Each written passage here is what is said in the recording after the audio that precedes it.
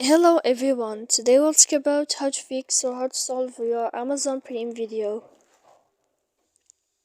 To know how to fix or how to solve your Amazon Prime video app, you should just go to settings.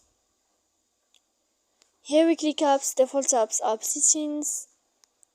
Then you will enter to the window of Amazon Prime video and you will click here in this window.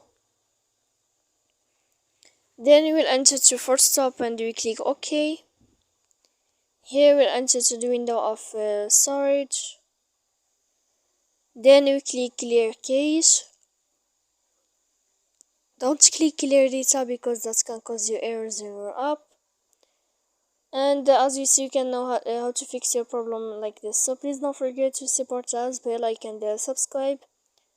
See you next time in another video.